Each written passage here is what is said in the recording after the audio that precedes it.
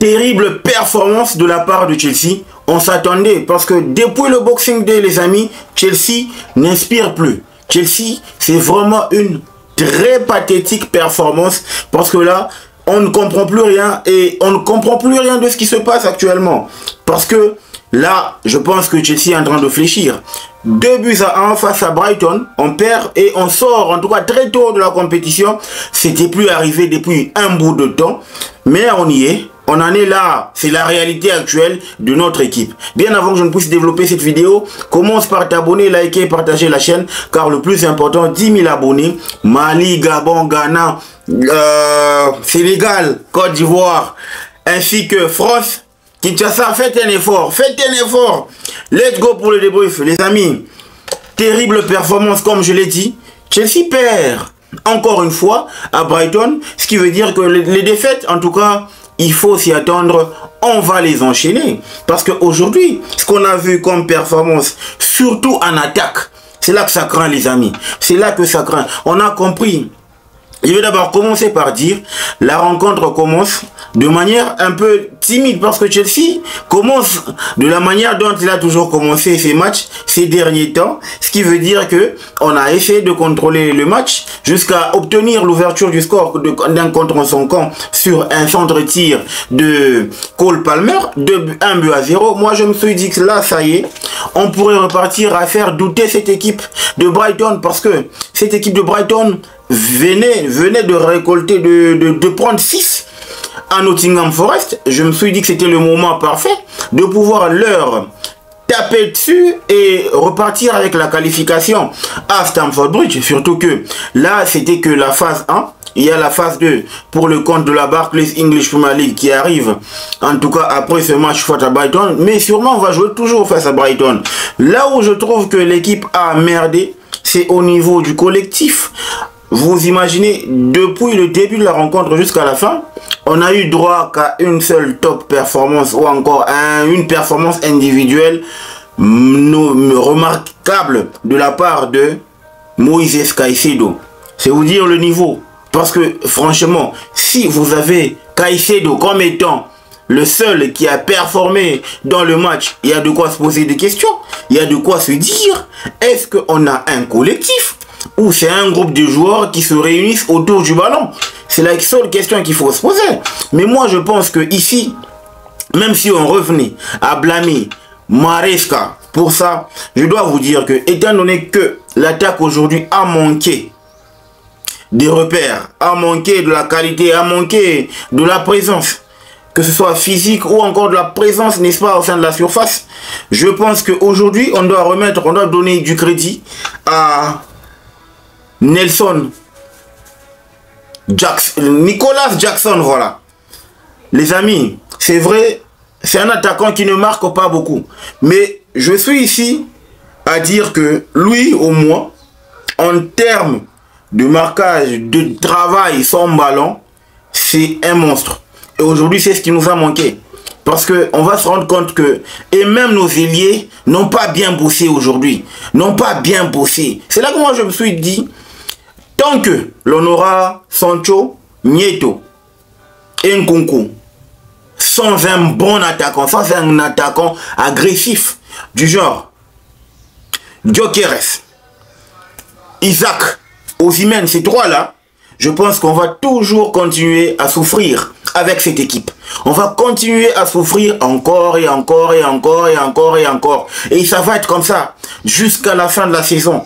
Parce que ce qu'on a produit comme performance hier, surtout de la part de nos ailiers, Sancho et Nieto. Je vous ai dit, Nieto à parcourir, je ne vois pas ce qu'il apporte comme qualité technique, n'est-ce pas, sur le front droit de l'attaque. Sancho également, c'est devenu trop brouillon depuis qu'il a su qu'il n'y avait pas Mudryk. Sancho, c'est devenu un patron. Moi, je me dis toujours ça. Si on revenait à Nicolas Jackson, les amis, la vérité, c'est que c'est vrai, Jackson n'est pas prolifique en termes de buts marqués, etc. Mais Jackson est vraiment un élément précieux, n'est-ce pas, à ce système de Maresca. C'est là que je me suis même dit, ce Jackson-là, même si Maresca l'inversé comme étant ailier gauche, il va toujours performer. Même si Maresca l'inversé comme étant attaquant de soutien, il va toujours performer parce qu'il est vital au système de Enzo Maresca, parce qu'il apporte une touche spéciale que Nkunku n'apporte jamais, que Gouillou n'apportera pas de sitôt, qu'il va falloir à ce que certains joueurs qui sont encore jeunes puissent travailler dur pour arriver, n'est-ce pas, à la cheville de ce que apporte Nicolas Jackson, surtout en mode off-ballon, donc sans ballon. Et surtout que c'est un protecteur, il a un gros volume de jeu de course. C'est ici où on doit vraiment se rendre à l'évidence que la qualité de Nicolas Jackson dans cet effectif n'est pas encore trouvée, n'a pas encore été trouvée. Parce qu'on a souffert, je vous assure. On a souffert, je vous assure. Malo Gusto qui était censé... Aujourd'hui, Malo Gusto, c'était l'homme qui devait prendre la défense en main, surtout le couloir droit. Mais c'est Mitoma. Mitoma, dans des très bons coups, il était. Mitoma, dans des très bons coups, en tout cas, il était là. Il a su faire une misère à Malo Gusto de temps à autre. Mais seulement que à chaque fois qu'il avait l'occasion de performer, il performait sur son couloir gauche pour mettre en difficulté, n'est-ce pas, Malo Gusto. C'est là que je pense que là, franchement les amis, on joue ce même Brighton pour le compte de la Première Ligue le week-end prochain, ou je sais pas moi, voilà, le week-end prochain. Est-ce que on va survivre? Parce que premièrement, je dois l'avouer, la défense de Brighton, elle va être toujours la même. Et si vous avez remarqué, la défense de Brighton, c'est une défense qui est trop lente. En tout cas, si on essaie de prendre la profondeur, on va faire mal. Et si on essaie de jouer direct, on va faire mal. Et qui va jouer comme étant attaquant si on essaie de le jouer de manière directe? Parce que déjà, Nkunku, je ne sais pas ce qu'il a fait. Je ne sais pas ce qu'il voulait faire face, n'est-ce pas, à cette équipe de Brighton. Moi, je me rends compte, je me rends juste compte que Nkunku, ça ne va jamais être l'attaquant parfait ou l'attaquant de pointe que l'on veut. Nkunku, remettez-le, n'est-ce pas, au niveau de l'attaquant de soutien. À Leipzig, il a joué avec Timo Werner, avec Nicolas Poulsen. Nico Poulsen, voilà, Poulsen, là, le Danois. Donc, en gros, c'est un gars qui aime rôder autour d'un attaquant. Et moi, je pense que c'est ce qu'on devait faire avec Nkunku. C'est pas un gars à qui on doit donner les clés de l'attaque. Ça va jamais marcher. Et ça n'a jamais marché. Regardez ce qu'on fait. En conférence, on n'a pas d'adversité. On n'a pas d'opposition. J'ose croire que l'opposition va commencer à partir des huitièmes de finale en Conference League.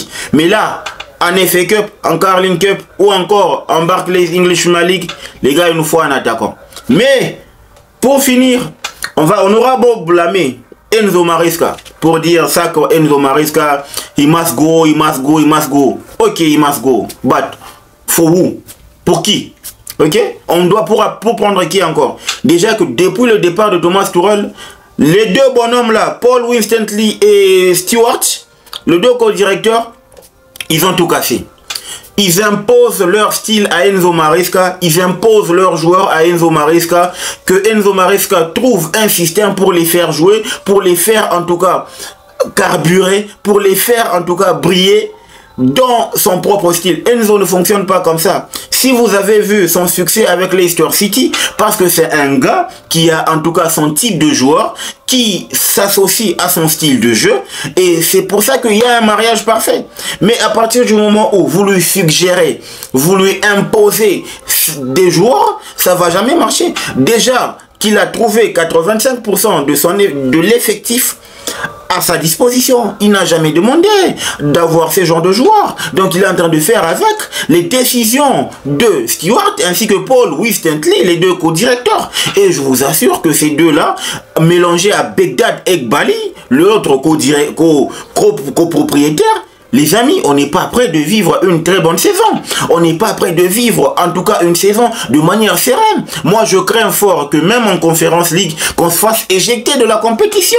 Et en Barclays English Premier League, qu'on revienne à jouer le mid-club, le mid-table ou encore le top 6. Moi, je veux le top 4. Mais avec quelle décision? Surtout qu'avec Stewart qui nous impose. Stewart qui est en train de dessiner en tout cas son mode d'emploi et qu'il inculque à Enzo Maresca. C'est ce qui va pas marcher avec cet effectif. On n'a aucun attaquant agressif. Je vous l'ai dit, on a juste besoin d'un taulier en défense. On a besoin d'un taulier comme étant, n'est-ce pas, winger ou encore ailier gauche ou ailier droit qui marque. Et aussi un attaquant de classe mondiale. Et pour le moment, il y en a 3 sur le marché. Gyökeres, Isaac, Osimhen. Parmi les 3, ma préférence c'est Isaac. Parce que Isaac c'est le prototype parfait de cette Barclays English Premier League. Osimhen, voilà, c'est le prototype parfait de cette Barclays English Premier League. Isaac aussi, mais Isaac va coûter cher. Gyökeres, il a une clause libératoire abordable, mais ça dépend. Ça dépend aussi de ce qu'on aura à proposer à ces 3 attaquants-là. Il y a encore de quoi aller se rattraper pour faire une saison prochaine qui va être au-dessus de la moyenne. Parce que là, on est moyen. Je vous assure que même dans l'envie, cette équipe ne répond plus. Même dans le collectif, cette équipe est à la dérive, les amis. J'aurais beaucoup à dire, mais seulement que je voulais vous faire voir que dans ce match, il y a des personnes à blâmer. Paul Winstanley qui n'a pas su aller chercher ou trouver un attaquant qui pouvait pallier, n'est-ce pas, la blessure de Nicolas Jackson. Et pour scoop, les amis, Jackson n'est même pas prêt pour le match prochain contre Brighton. Gouillou, n'en parlons même pas. Ça veut dire qu'on n'est pas à l'abri de la souffrance, encore une fois, lors du prochain match. C'est là que moi, j'attends au tournant les décisions. Pourquoi pas aller choper un petit gars de l'académie qui peut au moins faire, n'est-ce pas, qui peut accompagner un concours et aussi trouver une bonne formule. Parce que je vous signale que lors de la Barclays, ça va être chaud.